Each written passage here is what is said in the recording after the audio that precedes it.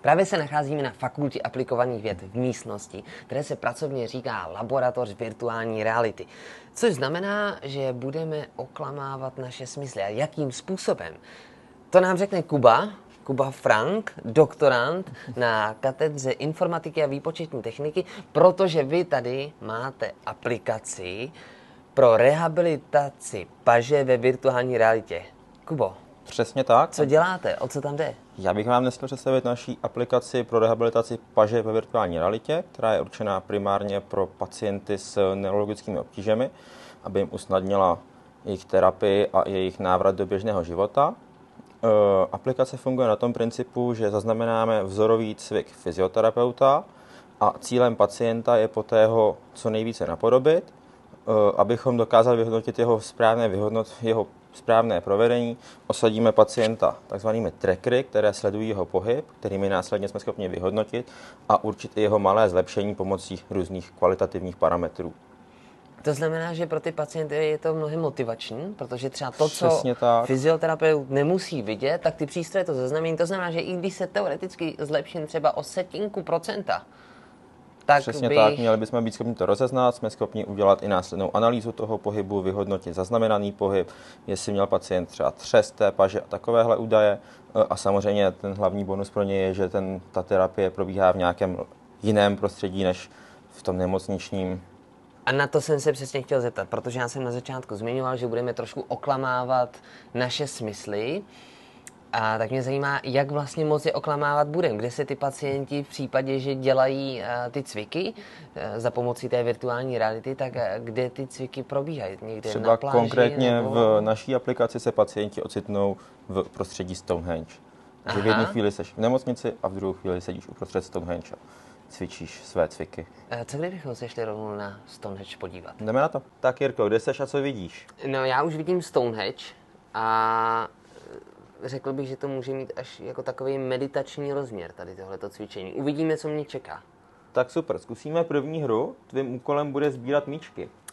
Jasně. Vidíš ty míčky okolo sebe? Vidím tak míčky. vždycky najdi zelený a snaž se je sebrat. No. Tak jo, míčky sbírám. Tohle to nevypadá tak složitě. Tak super. Tak co, Hotovo. skvělá práce. No, Zkusíme další pohyb.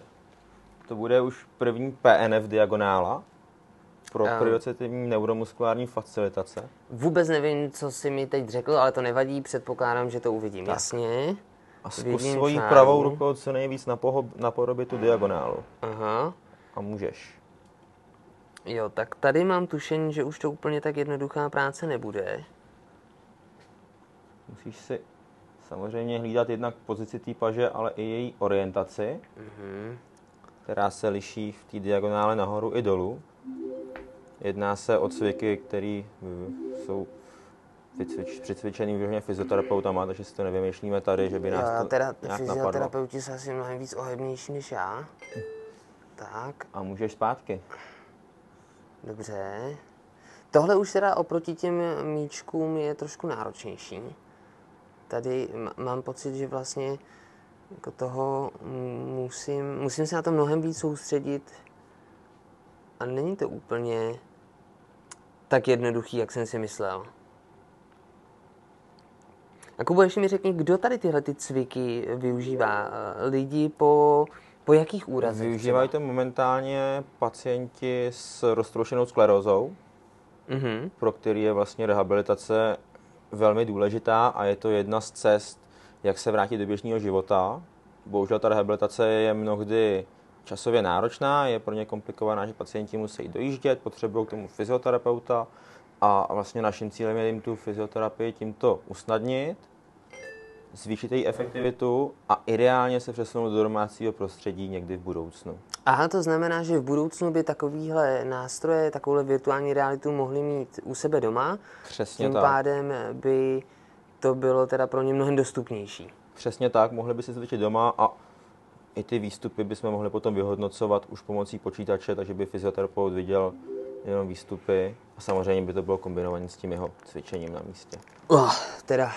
Tohle je trošku šok, Stonehenge bylo o něco příjemnější. To změna.